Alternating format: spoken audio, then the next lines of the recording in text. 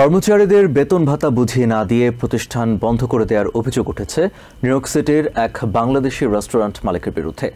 নিজেদের পাওনা আদায়ে মামলা করার পর এবার আন্দোলনে নেমেছেন কর্মচারীরা।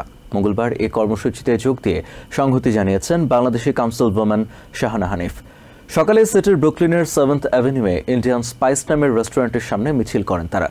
কর্মচারীরা বলেন, 2015 সালের দিকে কাজে যোগ দেওয়ার পর থেকে নানা সময়ে বেতন ভাতা নিয়ে অনিয়ম করতেন রেস্টুরেন্ট মালিক মরিয়ম খন্দকার। কিন্তু কোভিডের পর রেস্টুরেন্টে বন্ধ করে দেওয়ার পরিকল্পনা করলেও কর্মচারীদের পাওনা বুঝিয়ে দেননি তিনি। ক্ষতিগ্রস্তদের এ বিষয়ে সহায়তা দিতে এগিয়ে আসে ওয়ার্কার্স জাস্টিস প্রজেক্ট নামে সংগঠন। এই অভিযোগে সিটি ডিপার্টমেন্ট অফ লেবারে মামলা করলে রেস্টুরেন্টের মালিকের বিরুদ্ধে $3 মিলিয়ন ক্ষতিপূরণের রায় দেয় আদালত।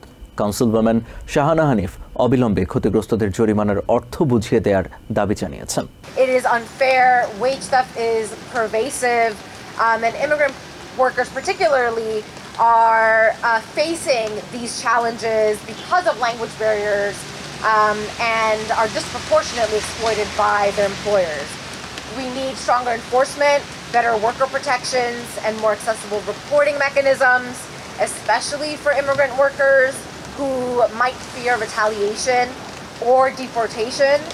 We also need to ensure that employers who commit wage theft face real consequences. We want workers to feel empowered that they can come forward because employers will be held accountable. New York থেকে সম্প্রচারিত TVN 24 television বিশ্বজুড়ে বাঙালির কণ্ঠস্বর।